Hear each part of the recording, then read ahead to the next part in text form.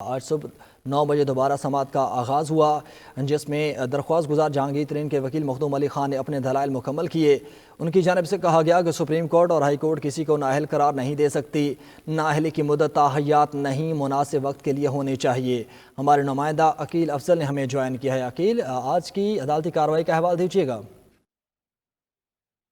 देखिए, इस मुकदमे के अंदर सुप्रीम कोर्ट के सामने बुनियादी तौर के ऊपर दो सवाल थे कि अगर किसी शख्स को 62(1)F के तहत ताहयात नाअहल कर दिया जाता है तो उसकी नाअहली ताहयात होगी, या इलेक्शन एक्ट 232(2) के तहत उसकी नाअहली की मुद्दत 5 साल होगी। आज जहांगीर तरीन के वकील मखदूम अली खान ने अपने दलाइल दिए और उन दलाइल के अंदर उनका कहना यह था कि सुप्रीम कोर्ट किसी की नाअहली के हवाले से डिक्लेरेशन नहीं दे सकती। और दूसरी बात, उनकी जानिब से यह भी कहा गया कि मुल्क के अंदर जब इलेक्शन एक्ट बना दिया गया है तो 5 साल की जो नाअहली है उसका असर जो है वो गालिब होगा, जबकि सुप्रीम कोर्ट का समीउल्लाह बलोच का फैसला, जिसके अंदर सुप्रीम कोर्ट ऑफ पाकिस्तान ने यह करार दिया था कि अगर किसी भी अरकान असम्बली के खिलाफ फैसला 62(1)F के तहत आता है तो उसकी जो नाअहली होगी वो ताहयात नाअहली होगी। फिर उनकी जानिब से मजीद ये मौक़िफ़ अपनाया गया कि 62 कल जस्टिस मुसरत हलाली की जानिब से ये भी सवाल किया गया था कि 62 और 63 के अंदर क्या फ़र्क है, जिस पर मखदूम अली खान ने आज बताया कि 62 आइन जो है वो अरकान असम्बली की अहलियत और आर्टिकल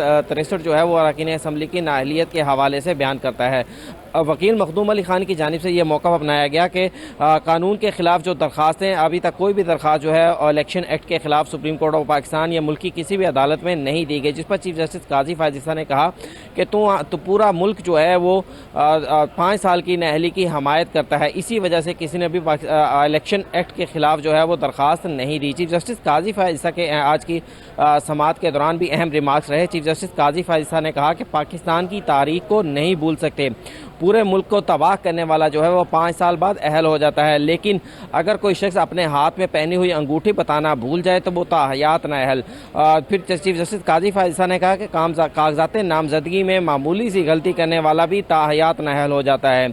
एक जनरल ने 62(1)F की जो है वो शिक डाली तो सब उसके पाबंद हो गए। हाथ में अंगूठी पहनी हुई अंगूठी को अगर लिखना भूल जाए तो उसकी बुनियाद के ऊपर भी उसको ताहयात नाअहल कर दिया जाता है। हमें आइन पर एतमाद, लोगों का एतमाद ख़त्म नहीं करना। पाकिस्तान की पार्लियामेंट का जो इम्तिहान लिया जाता है ऐसा दुनिया में कहीं भी नहीं होता। जस्टिस मंसूर अली शाह ने आज के मुकदमे के अंदर अहम सवालात उठाए। उनके सवालात के अंदर कहना था कि आइन के अंदर 62(1)F का जिक्र किया गया है। क्या कानून साजी के ज़रिए आइन की जो कानूनी शिक है, आइन की जो शिक है उसको अंडरमाइन किया जा सकता है। फिर यह भी कहा गया कि अगर 232(2) के हवाले से सुप्रीम कोर्ट ऑफ पाकिस्तान कोई फैसला दे दे तो फिर क्या सुप्रीम कोर्ट का जो असल फैसला है जिसके अंदर ताहयात नाअहली का जिक्र जो है वो किया गया है वो ख़त्म हो जाएगा। जस्टिस मोहम्मद अली मज़हर ने भी अदालत के सामने सवालात उठाए। उनका कहना तो यह था कि अगर सुप्रीम कोर्ट ऑफ पाकिस्तान सिर्फ 232(2) के हवाले से फैसला दे दे तो उससे ये मामला हल हो जाता है। जस्टिस जमाल खान मंदोखेल ने अपनी ऑब्जर्वेशन के अंदर कहा कि सुप्रीम कोर्ट ऑफ पाकिस्तान के सामने जो बुनियादी मसला है वो है आर्टिकल 232(2) और ताहयात नाअहली का, जबकि वकील मखदूम अली खान ने ताहयात नाअहली की मुखालफत करते हुए कहा कि सुप्रीम कोर्ट ऑफ पाकिस्तान को इलेक्शन एक्ट 2032 के शिक 2 के तहत जो है वो अपने फैसले को देना चाहिए। जी।